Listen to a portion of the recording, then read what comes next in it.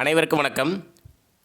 இந்த வீடியோவில் group 4 new syllabus படி யூனிட் 4ல் டெஸ்ட் நம்பர் 5 நம்ம பார்க்க போகிறோம். ஏற்கனவே டெஸ்ட் நம்பர் 4 வரைக்கும் நம்ம முடிச்சிட்டோம். அதுக்கான வீடியோக்கான லிங்க் கீழே டிஸ்கிரிப்ஷனில் கொடுக்குறேன். ஏற்கனவே குரூப் 4 நியூ சிலபஸ் படி யூனிட் 3 ஃபுல் சிலபஸ் நம்ம கம்ப்ளீட் பண்ணிட்டோம். இந்த பெஸ்ட் 100 அப்படின்னு சொல்லிட்டு ஒவ்வொரு டெஸ்ட்டுக்கும் ஒரு 100 கொஷின் பெஸ்ட்டாக நம்ம கொடுத்து கம்ப்ளீட் பண்ணியிருக்கோம் யூனிட் 3. ஸோ அதுக்கான ப்ளேலிஸ்ட்டும் கீழே டிஸ்கிரிப்ஷனில் தரேன், நீங்கள் பார்த்துக்கலாம். ஸோ இந்த வீடியோவில் நம்ம ஒரு 3 லெசன் எடுத்து அதில் கவர் ஆகக்கூடிய முக்கியமான பாயிண்ட்ஸ் எல்லாமே கவர் பண்ணி ஒரு 100 கொஷின் நம்ம பார்க்க போகிறோம். 12th பாலிட்டியில் ஆட்சித்துறை, அதே 12th பாலிட்டியில் இந்தியாவில் நிர்வாக அமைப்பு, அதே 12th பாலிட்டியில் தேசிய கட்டமைப்பின் சவால்கள். ஸோ இந்த 3 லெசன்லேருந்து ஒரு 100 கொஷின் நம்ம பார்க்க போகிறோம். ஸோ வீடியோக்குள்ளே போகலாம். ஃபஸ்ட்டு கொஷின் கூற்று 1. இந்திய அரசமைப்பின் முன்னுரையில் இந்தியாவை ஒரு இறையாண்மை, சமதர்ம, மதசார்பற்ற மக்களாட்சி குடியரசு பெற்ற நாடு என்று அறிவிக்கிறது. கூற்று 2.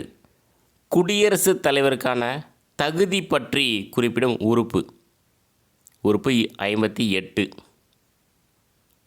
ஆன்சர் பார்த்திங்கன்னா கூற்று 1, 2 ரெண்டுமே சரி. இந்திய அரசமைப்பின் முன்னுரையில் இந்தியாவை ஒரு இறையாண்மை, சமதர்ம, மதசார்பற்ற மக்களாட்சி குடியரசு பெற்ற நாடு என்று அறிவிக்கிறது. குடியரசுத் தலைவருக்கான தகுதி பற்றி குறிப்பிடும் உறுப்பு 58. கீழ்கண்டவற்றுள் பொருந்தாதது எது? மொத்தமாக ஒரு 4 ஆப்ஷன் பாருங்கள். 4ல் 1 தவறாக இருக்குது. ஆப்ஷன் ஏ பாருங்கள். அரசமைப்பின் உறுப்பு 77 படி குடியரசுத் தலைவர் பல்வேறு அமைச்சகத்திற்கு பணியை மதிப்பீடு செய்யும் அதிகாரம் பெற்றுள்ளார். மத்திய அமைச்சரவை செயலகத்தின் நிர்வாகத் தலைவர் அமைச்சரவை செயலாளர். அமைச்சரவை செயலகம் பிரதமரின் நேரடி கட்டுப்பாட்டில் இல்லை. இந்திய குடிமைப்பணி அலுவலர்களின் தலைவராக அமைச்சரவை செயலாளர் இருப்பார். ஸோ இதில் பொருந்தாதது பார்த்திங்கன்னா ஆப்ஷன் சி. அமைச்சரவை செயலகம் பிரதமரின் நேரடி கட்டுப்பாட்டில் இல்லை, கிடையாது, இருக்கிறது. அமைச்சரவை செயலகம் பிரதமரின் நேரடி கட்டுப்பாட்டில் இருக்கிறது. ஸோ மீதி இருக்கக்கூடிய 3 ஆப்ஷனுமே சரியாக இருக்குது, பார்த்துக்கோங்க. அரசமைப்பின் உறுப்பு 77 படி குடியரசுத் தலைவர் பல்வேறு அமைச்சகத்திற்கு பணியை மதிப்பீடு செய்யும் அதிகாரம் பெற்றுள்ளார், அது சரி. மத்திய அமைச்சரவை செயலகத்தின் நிர்வாகத் தலைவர், மத்திய அமைச்சரவை செயலகத்தின் நிர்வாகத் தலைவர் அமைச்சரவை செயலாளர். இந்திய குடிமைப்பணி அலுவலர்களின் தலைவராக அமைச்சரவை செயலாளர் இருப்பார். 3வது கொஷின். கீழ்கண்டவற்றுள் பொருந்தாதது எது? ஸோ 4 ஆர்டிகல்ஸ் இருக்குது, 4மே முக்கியமானது, பார்த்துக்கோங்க. உறுப்பு 315 ஒன்றிய மாநில அரசு பணியாளர் தேர்வாணையம். உறுப்பு 316 உறுப்பினர் நியமனம், பதவிக்கால வரம்பு. உறுப்பு 317 தேர்வாணையம் உறுப்பினர்களின் ஊதியம். உறுப்பு 318 தேர்வாணையம் உறுப்பினர்கள் ஊழியர்களுக்கான ஒழுங்குமுறைகளை உருவாக்குதல். இதில் பொருந்தாதது பார்த்திங்கன்னா ஆப்ஷன் சி. உறுப்பு 317 பார்த்திங்கன்னா தேர்வாணையம் உறுப்பினர்கள் நீக்கம், இடைநீக்கம், ஊதியம் கிடையாது, அதனால் பொருந்தாதது. மீதி இருக்கக்கூடிய 3மே சரியாக இருக்குது. இப்போ உறுப்பு 315 எக்ஸாமில் கொஷின் கேட்டிருக்காங்க. ஒன்றிய மாநில அரசு பணியாளர் தேர்வாணையம் உறுப்பு 315. ஸோ மீதியெல்லாம் பார்த்துக்கோங்க. 316 பார்த்திங்கன்னா உறுப்பினர் நியமனம், பதவிக்கால வரம்பு. 317 உறுப்பினர் நீக்கம், இடைநீக்கம். 318 தேர்வாணைய உறுப்பினர்களுக்கான உறுப்பினர் ஊழியர்களுக்கான ஒழுங்குமுறைகளை உருவாக்குதல். குடியரசுத் தலைவர் பதவிக்கான குறைந்தபட்சம் 50 தேர்வுக்குழு வாக்காளர்களால் முன்மொழிவு செய்யப்பட வேண்டும் என்றும், மேலும் வேட்பாளர் தேர்வு குழுவின் 50 உறுப்பினர்கள் மூலம் வழிமொழியப்பட வேண்டும் என்றும் கூறும் உறுப்பு. ஸோ ஆன்சர் பார்த்திங்கன்னா உறுப்பு 52. இது பார்த்திங்கன்னா ஆங்கிலத்தில் வந்து ஆர்டிகிள்ஸ்ன்னு சொல்லுவாங்க. தமிழில் சரத்து, உறுப்பு, பிரிவு இது எல்லாமே ஒன்று தான். ஸோ சரத்துன்னு கொடுத்தாலும் ஒன்று தான், பிரிவு கொடுத்தாலும் ஒன்று தான். குடியரசுத் தலைவர் பதவிக்கான குறைந்தபட்சம் 50 தேர்வுக்குழு வாக்காளர்களால் முன்மொழிவு செய்யப்பட வேண்டும் என்றும், மேலும் வேட்பாளர் தேர்வு குழுவின் 50 உறுப்பினர்கள் மூலம் வழிமொழியப்பட வேண்டும் என்றும் கூறும் உறுப்பு 52. கீழ்கண்டவற்றில் தவறான கூற்றை தேர்ந்தெடுக்கவும். ஒரு 4 ஆப்ஷன் இருக்குது, பார்க்கலாம். குடியரசுத் தலைவர் பதவிக்கு போட்டியிடும் வேட்பாளர் 25,000 ரூபாயை இந்திய ரிசர்வ் வங்கியில் வைப்பு தொகையாக கட்ட வேண்டும்.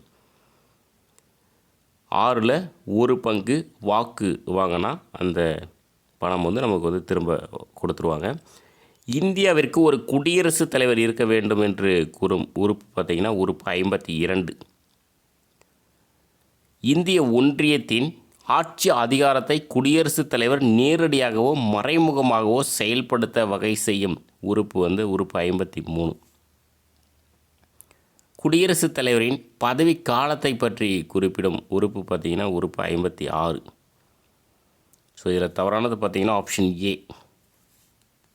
குடியரசுத் தலைவர் பதவிக்கு போட்டியிடும் வேட்பாளர் 25,000 கிடையாது, 15,000 ரூபாயை இந்திய ரிசர்வ் வங்கியில் வைப்பு தொகையாக கட்ட வேண்டும்.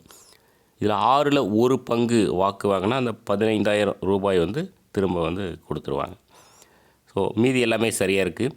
இந்தியாவிற்கு ஒரு குடியரசுத் தலைவர் இருக்க வேண்டும் என்று கூறும் உறுப்பு பார்த்திங்கன்னா 52. இந்திய ஒன்றியத்தின் ஆட்சி அதிகாரத்தை குடியரசுத் தலைவர் நேரடியாகவோ மறைமுகமாகவோ செயல்படுத்த வகை செய்யும் உறுப்பு 53. குடியரசுத் தலைவரின் பதவி காலத்தை பற்றி குறிப்பிடும் உறுப்பு 56. கூற்று 1. இந்தியாவில் அமைச்சரவை செயலாளர் அலுவலகம் பதவியானது 1960ஆம் ஆண்டு உருவாக்கப்பட்டது. கூற்று 2. இந்தியாவின் முதல் அமைச்சரவை செயலாளர் என்ஆர் பிள்ளை. ஆன்சர் பார்த்திங்கன்னா ஆப்ஷன் பி, அதாவது கூற்று 1 தவறு, கூற்று 2 சரி. கூற்று 1 ஏன் தவறுனா, இந்தியாவில் அமைச்சரவை செயலாளர் அலுவலகம் பதவியானது 1950ஆம் ஆண்டு உருவாக்கப்பட்டது. 60 கிடையாது, 1950ஆம் ஆண்டு உருவாக்கப்பட்டது. இந்தியாவின் முதல் அமைச்சரவை செயலாளர் என்ஆர் பிள்ளை என்பது சரியாக ரொம்ப ஒரு முக்கியமான கொஷின். இந்த மாதிரி கொஷின் எல்லாம் 10th வரைக்கும் இருக்கக்கூடிய புக்கில் இருக்காது. ஸோ திடீர்னு இந்த மாதிரி கொஷின் கேட்கும்போது 11th 12th படிக்கிறவங்களால் மட்டும்தான் இந்த கொஷினுக்கு ஆன்சர் பண்ண முடியும். ஸோ இந்தியாவின் முதல் அமைச்சரவை செயலாளர் யார்? என்ஆர் பிள்ளை. குடியரசுத் தலைவர் கீழ்கண்ட எந்த வாக்காளர் குழுவினால் தேர்ந்தெடுக்கப்படுகிறார்? ஸோ பாருங்கள், 4 ஆப்ஷன் இருக்குது. நாடாளுமன்றத்தின் அவைகளிலும் தேர்ந்தெடுக்கப்பட்ட உறுப்பினர்கள், மாநில சட்டசபைகளின் தேர்ந்தெடுக்கப்பட்ட உறுப்பினர்கள், டெல்லி மற்றும் பாண்டிச்சேரி யூனியன் பிரதேச சட்டமன்றங்களின் தேர்ந்தெடுக்கப்பட்ட உறுப்பினர்கள். அடுத்து அனைத்தும் சரியானவை. ஆன்சர் பார்த்திங்கன்னா அனைத்தும் சரியானவை. அதாவது குடியரசுத் தலைவர் கீழ்கண்ட எந்த வாக்காளர் குழுவினால் தேர்ந்தெடுக்கப்படுகிறார்? நாடாளுமன்றத்தின் அவைகளிலும், மக்களவை மாநிலங்களவையில் இருக்கக்கூடிய அவைகளிலும் தேர்ந்தெடுக்கப்பட்ட உறுப்பினர்கள். ஸோ அவங்க ஓட்டு போடுவாங்க குடியரசுத் தலைவர் தேர்தலில்.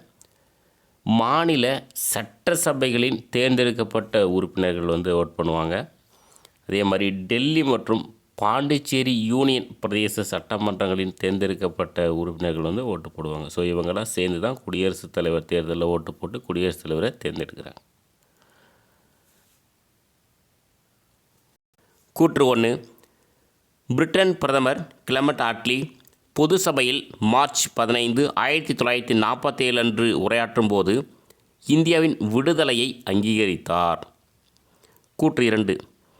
இந்தியா பல இனங்கள், மதங்கள் மற்றும் மொழிகள் கொண்ட நாடு என்பதையும் அதனால் உருவாகும் பல்வேறு பிரச்சனைகள் குறித்தும் நன்கு அறிவேன் என்று கூறியவர் கிளமெண்ட் அட்லி. ஆன்சர் பார்த்திங்கன்னா 2 மட்டும் சரியானது, 1 தவறானது. 1 ஏன் தவறு அப்படின்னா இது 1947 கிடையாது, 1946 அவ்வளோதான். மீதியெல்லாம் சரியாக இருக்குது. பிரிட்டன் பிரதமர் கிளமெண்ட் அட்லி பொது சபையில் மார்ச் 15, 1946 அன்று உரையாற்றும் போது இந்தியாவின் விடுதலையை அங்கீகரித்தார். கூற்று 2. இந்தியா பல இனங்கள், மதங்கள் மற்றும் மொழிகள் கொண்ட நாடு என்பதையும் அதனால் உருவாகும் பல்வேறு பிரச்சனைகள் குறித்தும் நன்கு அறிவேன் என்று கூறியவர் கிளமெண்ட் அட்லி. நெக்ஸ்ட் 9வது கொஷின். குடிமை பணி அலுவலர்கள் மத்தியில் இவரே முதன்மையானவர். ஸோ யார் அப்படின்னா அமைச்சரவை செயலாளர். குடிமை பணி அலுவலர்கள் மத்தியில் இவரே முதன்மையானவர். யார்னா அமைச்சரவை செயலாளர். கூற்று 1. 565 சுதேச அரசுகளை ஒருங்கிணைக்கும் முயற்சியை மேற்கொண்டவர் சர்தார் வல்லபாய் பட்டேல். கூற்று 2. சர்தார் வல்லபாய் பட்டேலின் செயலராக பொறுப்பேற்றவர் விபி மேனன். ஆன்சர் பார்த்திங்கன்னா ரெண்டுமே சரி. கூற்று 1, 2 சரி. 565 சுதேச அரசுகளை ஒருங்கிணைக்கும் முயற்சியை மேற்கொண்டவர் சர்தார் வல்லபாய் பட்டேல். சர்தார் வல்லபாய் பட்டேலின் செயலராக பொறுப்பேற்றவர் விபி மேனன். ஸோ ஆன்சர் ரெண்டுமே சரி. நெக்ஸ்ட்டு 11வது கொஷின். குடியரசுத் தலைவரை தேர்ந்தெடுக்கும் தேர்தல் முறை. ஸோ பாருங்கள், 4 ஆப்ஷன் இருக்குது. ஒற்றை மாற்று வாக்கெடுப்பு மற்றும் இரகசிய வாக்கெடுப்பின் மூலம் விகிதாச்சார பிரதிநிதித்துவ முறையில் இது 1. நேரடி தேர்தல் 1. உச்சநீதிமன்ற நீதிபதி நியமனம் செய்கிறார் அது 1. ஆன்சர் அனைத்தும் சரியானவை. அதாவது ஆப்ஷன் டி அனைத்தும் சரியானவை. இதில் சரியானது பார்த்திங்கன்னா ஆப்ஷன் ஏ.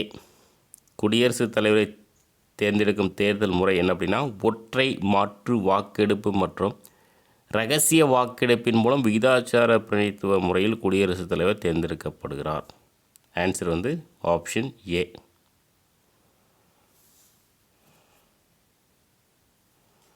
12வது கொஷின். கூற்று 1.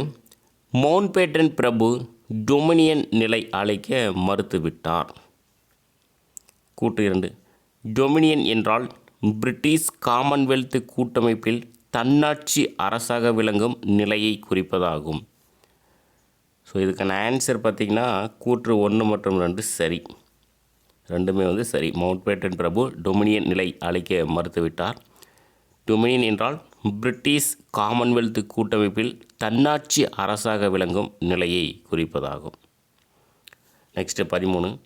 அரசமைப்பின் எந்த உறுப்பு நடவடிக்கைக்கு உள்ளாகும் உறுப்பினர்கள் பணியில் தொடர்வதை தடுக்கிறது? ஆன்சர் பார்த்திங்கன்னா ஆப்ஷன் சி 319. உறுப்பு 319.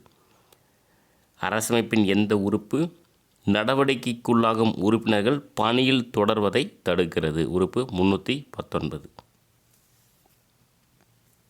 எந்த மாநிலத்தில் நில உரிமையாளர்களுக்கு எதிராக கம்யூனிஸ்டுகள் கிளர்ச்சி செய்தனர்? இதன் விளைவாகவே வினோபா பாவே ஆரம்பித்த பூமிதான இயக்கம் தொடங்கப்பட்டது. ஸோ எங்கே அப்படின்னா தெலுங்கானா. எந்த மாநிலத்தில் நில உரிமையாளருக்கு எதிராக கம்யூனிஸ்டுகள் கிளர்ச்சி செய்தனர்? இதன் விளைவாக வினோபா பாவே ஆரம்பித்த பூமிதான இயக்கம் தொடங்கப்பட்டது. ஆன்சர் தெலுங்கானா. இது கொஷினாக கேட்டிருக்காங்க. பூமிதான இயக்கம் தொடங்கியவர் யாருன்னு? வினோபா பாவே.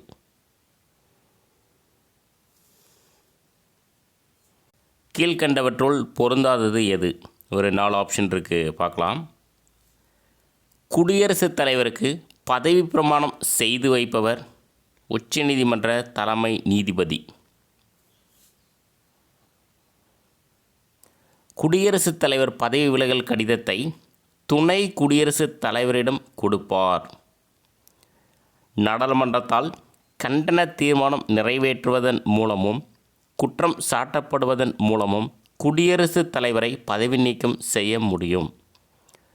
குடியரசுத் தலைவர் 6 வருட காலத்திற்கு அல்லது புதிதாக தேர்ந்தெடுக்கப்பட்ட குடியரசுத் தலைவர் பதவியேற்கும் வரை பொறுப்பில் தொடரலாம். பொருந்தாது பார்த்திங்கன்னா ஆப்ஷன் டி. ஏன் பொருந்தாது அப்படின்னா இங்கே 6ன்னு இருக்குது, 6 கிடையாது 5 வருடம். அவ்வளோதான், மீதி எல்லாமே சரியாக இருக்குது. குடியரசுத் தலைவர் 5 வருட காலத்திற்கு அல்லது புதிதாக தேர்ந்தெடுக்கப்பட்ட குடியரசுத் தலைவர் பதவியேற்கும் வரை பொறுப்பில் தொடரலாம். ஆப்ஷன் ஏ பாருங்கள், குடியரசுத் தலைவருக்கு பதவி பிரமாணம் செய்து வைப்பவர் யார் அப்படின்னா உச்சநீதிமன்ற தலைமை நீதிபதி. இதெல்லாம் ஏகப்பட்ட டைம் கேட்ட கொஷின், ஒரு பேசிக்கான கொஷின்னு.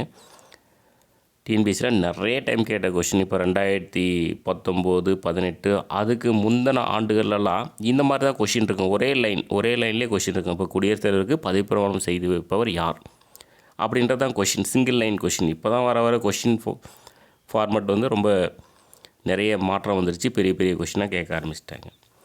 குடியரசுத் தலைவர் பதவி விலகல் கடிதத்தை துணை குடியரசுத் தலைவரிடம் கொடுப்பார். அது சரி. நாடாளுமன்றத்தால் கண்டன தீர்மானம் நிறைவேற்றுவதன் மூலமும் குற்றம் சாட்டப்படுவதன் மூலமும் குடியரசுத் தலைவரை பதவி நீக்கம் செய்ய முடியும். Next 16வது question. காஷ்மீர் அரசர் ஹரி சிங் இந்தியாவுடன் உடன்படிக்கையில் கையெழுத்திடப்பட்ட ஆண்டு எப்போனா 1947 அக்டோபர் 26. காஷ்மீர் அரசர் ஹரி சிங் இந்தியாவுடன் உடன்படிக்கையில் கையெழுத்திடப்பட்ட ஆண்டு 1947 அக்டோபர் 26. நெக்ஸ்ட்டு 17 கூற்று 1. அரசமைப்பு உறுப்பு 378 1 கீழ் கூட்டாட்சி பணியாளர் தேர்வாணையத்தின் தலைவர் உறுப்பினர்கள் ஒன்றிய அரசு பணியாளர் தேர்வாணையத்தின் தலைவர் உறுப்பினர்களாக ஆனார்கள். கூற்று 2. ஒன்றிய அரசு பணியாளர் தேர்வாணையம் இந்திய அரசமைப்பு உறுப்பு 318 படி உருவாக்கப்பட்டது. ஒரு தலைவர் ப்ளஸ் 10 உறுப்பினர்களை கொண்ட அமைப்பு தான் ஒன்றிய அரசு பணியாளர் தேர்வாணையம். இதில் ஆன்சர் பார்த்திங்கன்னா கூற்று 1 சரி, கூற்று 2 தவறு. கூற்று 2 ஏன் தவறுனா இது 318 கிடையாது, 315. அவ்வளோதான், மீதியெல்லாம் சரியாக இருக்குது. இப்போ பாருங்கள், கூற்று 1 பாருங்கள். அரசமைப்பு உறுப்பு 378 1 கீழ் கூட்டாட்சி பணியாளர் தேர்வாணையத்தின் தலைவர் உறுப்பினர்கள் ஒன்றிய அரசு பணியாளர் தேர்வாணையத்தின் தலைவர் உறுப்பினர்களாக ஆனார்கள். ஒன்றிய அரசு பணியாளர் தேர்வாணையம் இந்திய அரசமைப்பு உறுப்பு 315 படி உருவாக்கப்பட்டது. ஒரு தலைவர் 10 உறுப்பினர்கள் கொண்ட அமைப்பு தான் ஒன்றிய அரசு பணியாளர் தேர்வாணையம். நெக்ஸ்ட்டு 18வது கொஷின். மொழி அடிப்படையில் மறுசீரமைப்பு பற்றி ஒரு 3 கூற்று இருக்குது பாருங்கள். கூற்று 1. 1917 காங்கிரஸ் கட்சியால் தொடங்கப்பட்டது. இந்த மொழி அடிப்படையில் மறுசீரமைப்பு பற்றி 1917 காங்கிரஸ் கட்சியால் தொடங்கப்பட்டது. 1920களில் மாநிலங்கள் அமைய திட்டமிடப்பட்டது. 1920களில் மாநிலங்கள் அமைய திட்டமிடப்பட்டது. 1927 மறுசீரமைப்பு பணிகள் தொடங்கியது. 1927 மறுசீரமைப்பு பணிகள் தொடங்கியது. இதுக்கான ஆன்சர் பார்த்திங்கன்னா 3மே சரி. கூற்று 1, 2, 3 3மே சரி. 1917 காங்கிரஸ் கட்சியால் தொடங்கப்பட்டது.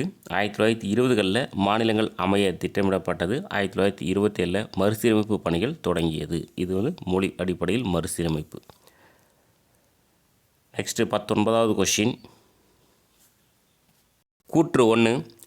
அரசமைப்பின் உறுப்பு 51வது உறுப்பு குடியரசுத் தலைவரின் பதவி நீக்கம் பற்றி குறிப்பிடுகிறது. கூற்று 2. குடியரசுத் தலைவரை பதவி நீக்கம் செய்வதற்கான குற்றம் சாட்டப்பட்ட தீர்மானம் 21 நாட்களுக்கு முன் அறிவிப்பு வழங்க வேண்டும். ஸோ ஆன்சர் பார்த்திங்கன்னா 2மே தவறு. 1, 2 2மே தவறானது. கூற்று 1 ஏன் தவறுனா உறுப்பு 51 கிடையாது, 61. நிறைய டைம் கேட்ட கொஷின் அது. குடியரசுத் தலைவரின் பதவி நீக்கம் பற்றி குறிப்பிடும் உறுப்பு 61. இதே குடியரசுத் தலைவரை பதவி நீக்கம் செய்வதற்கான குற்றம் சாட்டப்பட்ட தீர்மானம் 21 நாள் கிடையாது, 14 நாட்களுக்கு முன் அறிவிப்பு வழங்க வேண்டும். ஸோ 2மே தவறாக கொடுத்துருக்கோம். 61வது உறுப்பு 14 நாட்கள். நெக்ஸ்ட்டு 20வது கொஷின். கீழ்கண்டவற்றுள் பொருந்தாதது எது? ஒரு 4 ஆப்ஷன் இருக்குது, பார்க்கலாம். நீண்ட போராட்டத்திற்கு பிறகு ஒடிசா மாநிலத்திலிருந்து பீகார் பிரிக்கப்பட்ட ஆண்டு 1936 ஏப்ரல் 1. 1936 ஏப்ரல் 1. மொழி அடிப்படையில் பிரிக்கப்பட்ட முதல் மாநிலம் ஒடிசா. ஸோ உடனே இது கமெண்ட் பண்ணிடாதீங்க. அதாவது சுதந்திரத்திற்கு முன்னர், இதெல்லாமே சுதந்திரத்திற்கு பின்னர் அப்படின்னா தான் ஆந்திர பிரதேசம். அந்த கொஷின்ஸ் எல்லாம் பின்னாடி வரும். அதாவது மொழி அடிப்படையில் ஒடிசா மாநில அமைப்பு வருஷம் 1936. மொழிவாரி மாகாண அமைப்புக்கான நடைமுறை குறித்து எஸ்கே தர் தலைமையில் ஆணையம் அமைக்கப்பட்ட ஆண்டு 1949. எஸ்கே தர் தலைமையில் ஆணையம் மொழிவாரி மாநிலங்கள் பிரிக்கப்படுவதை ஆதரிக்கவில்லை. ஸோ இதில் எது தவறாக இருக்குன்னா ஆப்ஷன் சி தவறாக இருக்குது. என்ன தவறுனா 1949 கிடையாது, 1948. மீதி எல்லாமே சரியாக இருக்குது. நீண்ட போராட்டத்திற்கு பிறகு ஒடிசா மாநிலத்திலிருந்து பீகார் பிரிக்கப்பட்ட ஆண்டு 1936 ஏப்ரல் 1. மொழி அடிப்படையில் பிரிக்கப்பட்ட முதல் மாநிலம் ஒடிசா. அது மொழி அடிப்படையில் ஒடிசா மாநில அமைப்பு 1936. ஸோ இந்த கொஷின் பார்த்திங்கன்னா நிறைய கேட்டிருக்காங்க. இந்த கொஷினில் அந்த ஆந்திர பிரதேசம். ஸோ அதனால் நீங்கள் சரியாக கொஷினை படித்து பார்த்து புரிஞ்சு தான் நீங்கள் ஆன்சர் பண்ணணும். ஒரு வேளை மொழி அடிப்படையில் பிரிக்கப்பட்ட முதல் மாநிலம்னு கொஷின் கேட்டு அதில் ஒடிசா இல்லைன்னா நீங்கள் டைரெக்டாக ஆந்திர பிரதேசம் போட்டுடலாம். அல்லது சுதந்திரத்திற்கு முன்னர், சுதந்திரத்திற்கு பின்னர் அப்படின்ற வார்த்தை இருந்தால் அது கவனமாக நீங்கள் ஆன்சர் பண்ணணும். மொழிவாரி மாகாண அமைப்புக்கான நடைமுறை குறித்து எஸ்கே தர் தலைமையில் ஆணையம் அமைக்கப்பட்ட ஆண்டு 1948. எஸ்கே தர் தலைமையில் ஆணையம் மொழிவாரி மாநிலங்கள் பிரிக்கப்படுவதை ஆதரிக்கவில்லை. நெக்ஸ்ட்டு 21வது கொஷின்.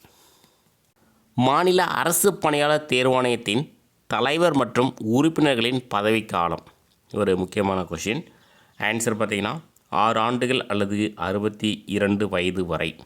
மாநில அரசு பணியாளர் தேர்வாணையத்தின் தலைவர் மற்றும் உறுப்பினர்களின் பதவிக்காலம் 6 ஆண்டுகள் அல்லது 62 வயது வரை. நெக்ஸ்ட் 22.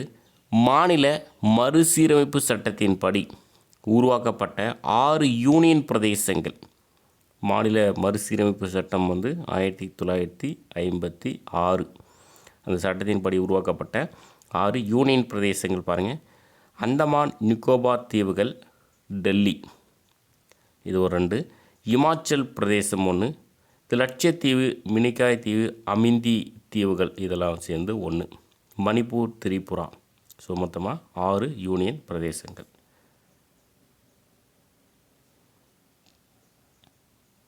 குடியரசுத் தலைவர் பதவி நீக்கம் பற்றி சரியானதை தேர்ந்தெடுக்கவும். ஒரு 3 பாயிண்ட்ஸ் இருக்குது, பார்க்கலாம். எந்த ஒரு அவையிலும் அதன் மொத்த உறுப்பினர்களில் 1/4 பகுதியினரால் கையொப்பமிடப்பட்ட தீர்மானத்தின் மூலம் ஒரு குற்றச்சாட்டை முன்வைக்க வேண்டும். ஸோ அது எத்தனை பங்குன்றது பாருங்கள். 1/4 பகுதியினரால். எந்த ஒரு அவையிலும் அதன் மொத்த உறுப்பினர்களில் 1/4 பகுதியினரால் கையொப்பமிடப்பட்ட தீர்மானத்தின் மூலம் ஒரு குற்றச்சாட்டை முன்வைக்க வேண்டும். குறைந்தபட்சம் 14 நாட்கள் முன்கூட்டியே அறிவிப்பு வழங்குவதன் மூலம் அத்தகைய தீர்மானம் ஒரு சபையால் விவாதிக்கப்படும். எத்தனை நாட்கள்னு பாருங்கள். குறைந்தபட்சம் 14 நாட்கள் முன்கூட்டியே அறிவிப்பு வழங்குவதன் மூலம் அத்தகைய தீர்மானம் ஒரு சபையால் விவாதிக்கப்படும். அவை உறுப்பினர்களின் மொத்த எண்ணிக்கையில் 1/3 குறையாத பெரும்பான்மையால் நிறைவேற்றப்பட வேண்டும். ஸோ எத்தனை பங்கு? 1/3 குறையாத பெரும்பான்மையால் நிறைவேற்றப்பட வேண்டும். இதில் இதுக்கான ஆன்சர் பார்த்திங்கன்னா கூற்று 1, 2 சரி, 3 தவறு. 3 ஏன் தவறுனா 1/3 கிடையாது, 2/3. அதெல்லாம் கவனமாக நோட் பண்ணி வச்சுக்கோங்க. ஸோ மீதி இருக்க 2மே சரியாக இருக்குது. அவை உறுப்பினர்களின் மொத்த எண்ணிக்கையில் 3/2 குறையாத பெரும்பான்மையால் நிறைவேற்றப்பட வேண்டும். நெக்ஸ்ட் 24. ஆந்திர பிரதேசம் 2 மாநிலங்களாக நாடாளுமன்ற சட்டத்தின் மூலம் டேஸ் என்று பிரிக்கப்பட்டது. ஜூன் 2, 2014. இதெல்லாம் அப்போது கரண்ட் அஃபேர்ஸில் நிறைய கொஷின் கேட்டுட்டு இருந்தாங்க. ஒரு முக்கியமான கொஷின் தான். ஆந்திர பிரதேசம் 2 மாநிலங்களாக நாடாளுமன்ற சட்டத்தின் மூலம் ஜூன் 2, 2014 அன்று பிரிக்கப்பட்டது. 25வது கொஷின் ஒரு ரொம்ப முக்கியமான கொஷின். அரசமைப்பு படி மிக முக்கியத்துவம் கொண்ட அலுவலர் தலைமை கணக்கு தணிக்கையாளர் என்று கூறியவர் யார் அப்படின்னா டாக்டர் B.R. அம்பேத்கர். அரசமைப்பு படி மிக முக்கியத்துவம் கொண்ட அலுவலர் தலைமை கணக்கு தணிக்கையாளர் என கூறியவர் வந்து டாக்டர் B.R. அம்பேத்கர். மத்திய அரசாங்கத்தின் கல்வி நிலையங்கள் மற்றும் மத்திய அரசு வேலைவாய்ப்புகளில் இதர பிற்பட்ட வகுப்பினருக்கு இடஒதுக்கீடு வழங்குமாறு பரிந்துரை செய்த ஆணையம்.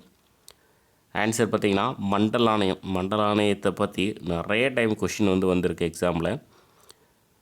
மத்திய அரசாங்கத்தின் கல்வி நிலையங்கள் மற்றும் மத்திய அரசு வேலைவாய்ப்புகளில் இதர பிற்பட்ட வகுப்பினருக்கு, நல்லா இது பார்த்துக்கோங்க, இதர பிற்பட்ட வகுப்பினருக்கு இடஒதுக்கீடு வழங்குமாறு பரிந்துரை செய்த ஆணையம் மண்டல் ஆணையம்.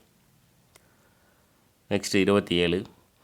குடியரசுத் தலைவர் பதவி நீக்கம் அல்லது இறப்பு ஆகியவற்றால் பதவி காலியாகும் போது குடியரசு துணைத் தலைவர் எத்தனை மாதத்திற்கு பதவி வகிப்பார்? எத்தனை மாதத்திற்கு அப்படின்னா 6 மாதத்திற்கு பதவி வகிப்பார். குடியரசுத் தலைவர் பதவி நீக்கம் அல்லது இறப்பு ஆகியவற்றால் பதவி காலியாகும் போது குடியரசு துணைத் தலைவர் எத்தனை மாதத்திற்கு பதவி வகிப்பார்? 6 மாதம்.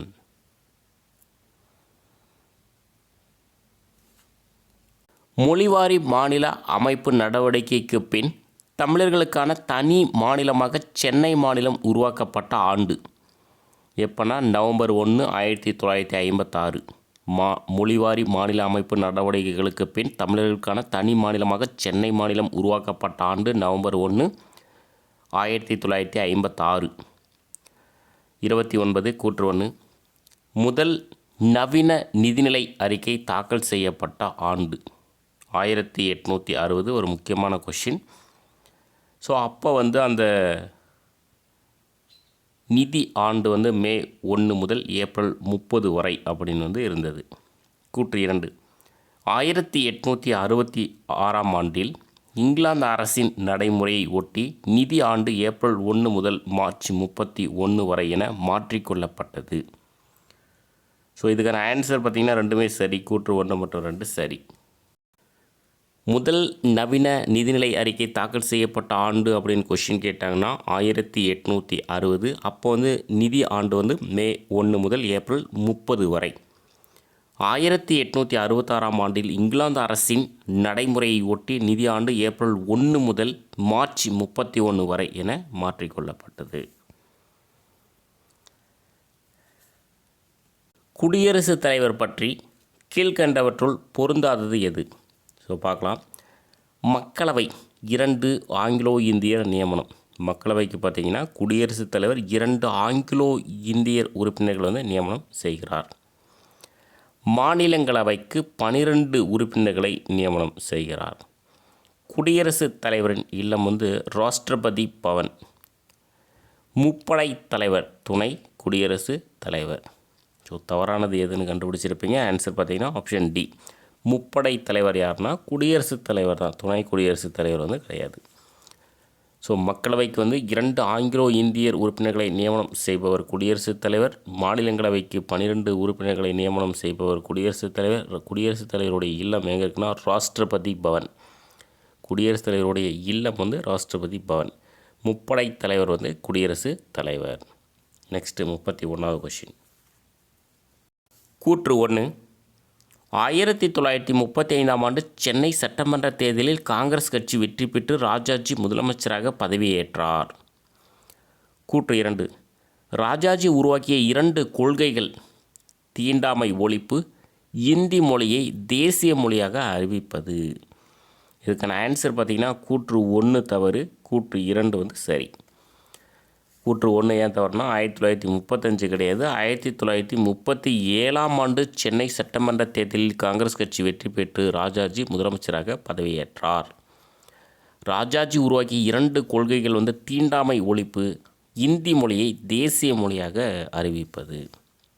ஸோ இது சரி. இது 1937. நெக்ஸ்ட்டு 32வது கொஷின். கூற்று 1. குடியரசுத் தலைவரால் 3 மாத காலத்துக்கு மிகாத அவசர சட்டத்தை அறிவிக்க முடியும். கூற்று 2. குறிப்பிட்ட காலத்திற்கு அமைச்சரவைகளையும் சட்டமன்றங்களையும் கலைத்துவிடவும் மரண தண்டனையை ஆயுள் தண்டனையாக குறைத்திடவும் குடியரசுத் தலைவர் அதிகாரம் பெற்றுள்ளார். ஆன்சர் பார்த்திங்கன்னா கூற்று 2 சரி, கூற்று 1 தவறு.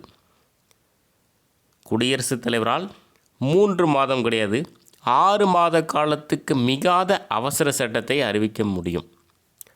ஸோ 3ன்றது தவறு, 6 மாத காலத்துக்கு. குறிப்பிட்ட காலத்திற்கு அமைச்சரவைகளையும் சட்டமன்றங்களையும் கலைத்து விடவும் மரண தண்டனையை ஆயுள் தண்டனையாக குறைத்திடவும் குடியரசுத் தலைவர் அதிகாரம் பெற்றுள்ளார். நெக்ஸ்ட் 33. தமிழ்நாடு தமிழருக்கே என்ற முழக்கத்தை எழுப்பியவர் யார் அப்படின்னா பெரியார். தமிழ்நாடு தமிழருக்கே என்ற முழக்கத்தை எழுப்பியவர் பெரியார்.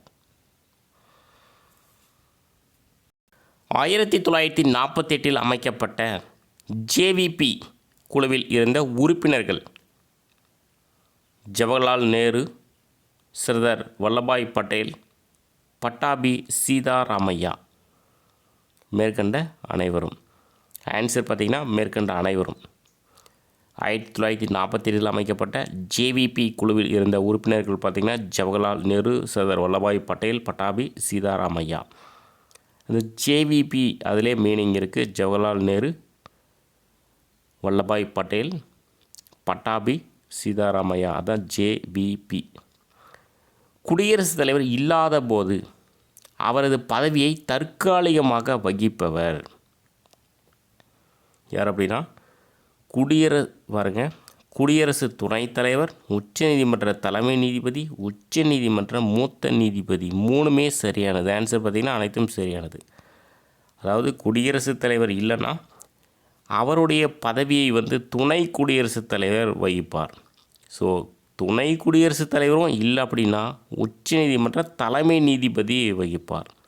ஸோ உச்சநீதிமன்ற தலைமை நீதிபதியும் இல்லை அப்படின்னா உச்சநீதிமன்ற மூத்த நீதிபதி குடியரசுத் தலைவர் பதவியை வகிப்பார்.